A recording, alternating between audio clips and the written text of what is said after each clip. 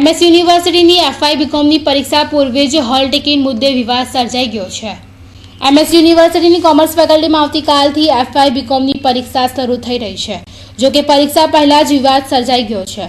પરીક્ષામાં hall ટિકિટમાં technical ખામીથી હજારો પરીક્ષાર્થીઓ અટવાય તેવી સ્થિતિ સર્જાઈ ગઈ છે। જાણવા મળ્યા મુજબ હોલ ટિકિટમાં 200થી વધુ વિદ્યાર્થીઓ જ ગાયબ થયા છે, જેની જાણ થતાં આજે પ્રજ્ઞેશાની શિક્ષકોની તાકીદની બેઠક મળી હતી, જેમાં ટેકનિકલ ખામીના ઉકેલની ચર્ચા કરવામાં આવી હતી। જો કે પ્રજ્ઞેશાએ વિદ્યાર્થીઓને પરીક્ષામાં કોઈ તકલીફ નહીં પડે તેવો દાવો કર્યો હતો। એક્ઝામ કાલે સવારે 8 વાગે ચાલુ થવાની છે।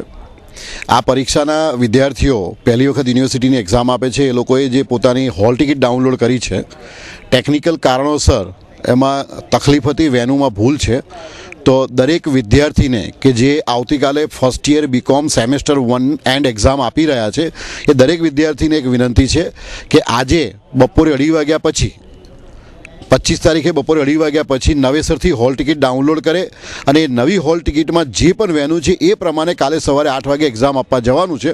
તો કાલે સવારે અવ્યવસ્થા ના થાય, છોકરાને પરીક્ષામાં તકલીફ ના પડે, એના માટે થઈને અનાઉન્સમેન્ટ ફેકલ્ટી તરફથી કરવામાં આવી રહ્યું છે।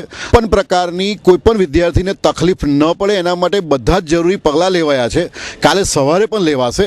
આ તો અવ્યવસ્થા ન થાય, તકલીફ ઓછી પડે, છોકરું પહેલી વખત ફર્સ્ટ યર બીકોમની એક્ઝામ આપે છે એટલા માટે થઈને આ બધા જ પ્રિકોશન્સ લઈએ છીએ અને કાલે સવારે પણ કોઈ પણ વિદ્યાર્થીને તકલીફ તો નહીં જ પડવા દઈએ। ખેર પ્રજ્ઞેશાનો દાવો કેટલો સાચો પડે છે તે તો આવતીકાલથી શરૂ થનાર પરીક્ષા બાદ માલુમ પડશે, પરંતુ પ્રજ્ઞેશાએ આજ ફરી હોલ ટિકિટ ડાઉનલોડ કરવાની વિદ્યાર્થીઓને અપીલ કરી છે। આજે રજા છે અને વિદ્યાર્થીઓ સુધી આ મેસેજ પહોંચશે કે કેમ તે એક સવાલ છે। અલબત્ત પ્રાધ્યાપકોની ભૂલનો ભોગ કદાચ વિદ્યાર્થીઓને નડે તો નવાઈ નહીં।